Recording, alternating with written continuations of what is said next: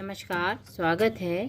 मैं हिमलता तिवारी आज आपके लिए हिंदी शिक्षण योजना कक्षा 6 की लेकर आई हूँ। सबसे पहले हम दिनांक, कक्षा, विषय और समय। दिनांक जिस दिन आप पढ़ा उस दिन के अंकित करें। कक्षा 6 है और विषय हिंदी है और समय आप 35 से 40, 45 भी ले सकते हैं। लर्निंग आउटकम, बच्चे पूछे गए प्रश्नों का उत्तर बता लेते हैं। छात्र अपने विचारों को भली भांति व्यक्त कर लेते हैं। छात्र ये भली भांति बता लेते हैं कि हम दूसरों के साथ कैसा व्यवहार करना चाहिए, बड़ों का सम्मान व छोटों के साथ कैसा व्यवहार करें, ये दैनिक जीवन में शामिल है।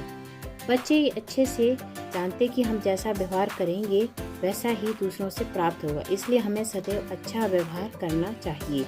ये थे हमारे लर्निंग आउटकम और मैंने इसके 2 भाग किए हैं। दोनों भाग इसी में डालूंगी, तो आप इसके 3 कर सकते हैं, 4 भी कर सकते हैं।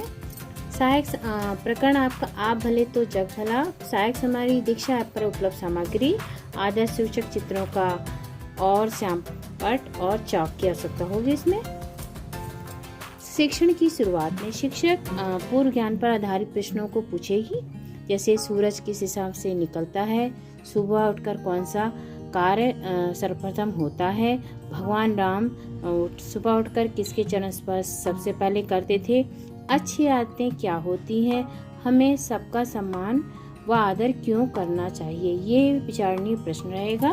इसके लिए मैंने 10 मिनट का समय लिया है। शिक्षिका बच्चों को बताएगी कि हमें सुबह उठकर अपने माता पिता को प्रणाम करना चाहिए। शिक्षिका मंजरी पुस्तक का 3रा अध्याय आप भले तो जग भला का एक विशाल 5 डैश करके ये पैराग्राफ, इसमें 2 पैराग्राफ लिए हैं। तो उपरोक्त गद्यांश का पूर्ण हाव भाव के साथ उचित आरोही अवरोही क्रम में वाचन करेगी। शिक्षिका बच्चों को बताएगी कि आप भले तो जग भला नामक पाठ के रचयिता श्रीमन नारायण जी द्वारा रचित है, जिनका जन्म इटावा में 1912 में हुआ था। आप भले तो जग भला, तो ये आप भारत सरकार की योजना आयोग के सदस्य तथा गुजरात प्रांत के राज्यपाल भी रहे हैं। आपकी प्रमुख रचनाएं थी रोटी का राग और मानव, ये प्रमुख उनकी रचनाएं हैं। बच्चों को दीक्षा पर उपलब्ध सामग्री को मोबाइल के द्वारा दिखाएंगी। गद्यांश में आए कठिन शब्दों को श्यामपट्ट पर लिखेंगी। ये मैंने लिखे हैं: विशाल, नजर, अशिष्टता, सीख, प्रतिध्वनि, गशखाना, मिसाल और सबक। तो ये मैंने शब्दार्थ, इनके अर्थ भी लिखे हैं। अब शिक्षिका बच्चों को उपरोक्त गद्यांश का सारांश बताते हुए बताएंगी कि हमें केवल अपने से ही संतुष्ट नहीं होना चाहिए, हमें दूसरों के विचारों का भी सम्मान करना चाहिए। यदि हम दूसरों के साथ अच्छा व्यवहार करेंगे तो वे भी हमारे साथ अच्छा व्यवहार करेंगे। तो बच्चों को ये उदाहरण आप बताएंगे। साथ ही शिक्षिका उदाहरण के द्वारा देकर समझाएगी जो उन्होंने कई बार अपने दैनिक जीवन में भी देखा होगा। एक कुत्ता अपनी शक्ल शीशे में देखकर जब भौंकता है तो सामने के शीशे में भी भौंकता हुआ कुत्ता नजर आता है। आशय है कि आप जैसा व्यवहार करोगे वैसे ही आप वापस मिलेगा। दूसरा उदाहरण, इसी शीशे के सामने एक और कुत्ता आया और उसने प्यार से अपनी दुम हिलाई तो सामने शीशे में भी कुत्ते ने अपनी दुम हिलाई। तो स्पष्ट है, बच्चों को बताएं कि हम जैसा व्यवहार अच्छा करेंगे तो अच्छा और बुरा करेंगे तो बुरा। ये आप बताएंगे साथ में। ये संसार अपने लिए एक कांच की महल की तरह है, जिसमें हम जैसा देखोगे वैसा ही दिखेगा।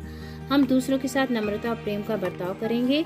यदि हम दूसरों की नुक्ताचीनी करेंगे तो हमें भी वही मिलेगा। अमेरिका के मशहूर नेता अब्राहम लिंकन की सफलता का रहस्य क्या है, सब पूछते तो उन्होंने बताया, जो दूसरों की अनावश्यक नुक्ताचीनी से हमेशा दूर रहे। संसार में पूर्ण कौन है? प्रत्येक व्यक्ति से गलतियां होती है, इसलिए हमें दूसरों के अवगुणों को नहीं गिनना चाहिए। बहुत अच्छी बात उन्होंने कही है। बच्चों को हमें बताना है, इसे जीवन में भी उतारना है। तो शिक्षण के बाद शिक्षिका बच्चों को श्यामपट्ट पर शब्दार्थ उतारने के लिए कहेगी और स्वयं कक्षा का घूम कर अवलोकन करेगी।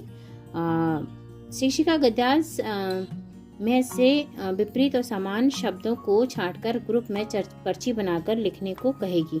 एक गतिविधि भी करा सकते हैं बच्चों को कि आपस में, जैसे एक बच्चा दूसरे बच्चे को पुस्तक देता है और जब समय आता है तो उससे भी मांगता है तो वो देता है, यानी लेन देन का जो है इस तरह से आप कक्षा का में ही उदाहरण दे करके इसको गतिविधि के रूप में करा सकते हैं। मैंने सिर्फ बहुत ही संक्षिप्त रूप में लिखा है इसे। या आपस में प्रणाम, सुबह आके हम जब एक दूसरे को गुड मॉर्निंग या जो भी कहते हैं तो दूसरा भी हमें कहता है, तो इसे हमने जैसा कहा वैसा हमें मिला, तो जैसा दोगे वैसा मिलेगा। स्कूल में उपलब्ध अगर शीशा है तो उसमें हम लोग जैसी नकल करते हैं तो वैसा हमें दिखता है। इससे हमें स्पष्ट बच्चों को बता सकते हैं कि हम जैसा करेंगे हमें वैसा मिलेगा। दैनिक जीवन से संबंधित 10 बातों को लिखो, ये हमारा पहला था। अब हम इसी में दूसरा कर देते हैं। दूसरा भाग, आप भले तो जग भला।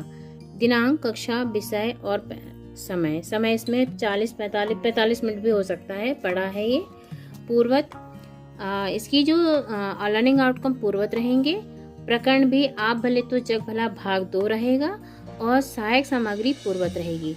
तो इसमें शिक्षण की शुरुआत में आप भले तो जग भला के लेखक कौन है, श्रीमन नारायण जी की प्रमुख रचनाएं कौन सी हैं, लेखिका ने कितने उदाहरण द्वारा समझाया कि आप भले तो जग भला, आप भले तो जग भला को स्पष्ट करो। ये बच्चों के लिए बहुत विचारणीय प्रश्न रहेगा क्योंकि उनको ये बताना। तो ये हम इसके बाद अपना आगे का गद्यांश शुरू करते हैं। शिक्षिका पूर्व गद्यांश को लेती है उपरोक्त गद्यांश का हाव भाव के साथ। इसमें 2 गद्यांश का पूरा ले लिया मैंने।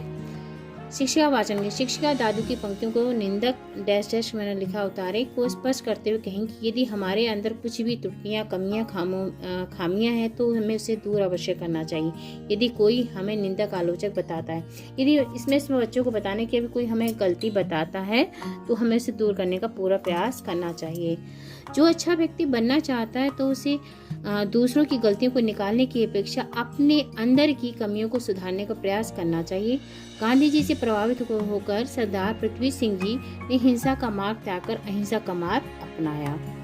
इसलिए वह सेवाग्राम आश्रम में जाकर रहे क्योंकि गांधी जी का कहना था कि ये आश्रम, उनका एक आश्रम प्रयोगशाला की तरह है क्योंकि यहाँ विभिन्न विचारों के लोग भी मिलकर रहते हैं। बहुत अच्छी बात कही थी उन्होंने।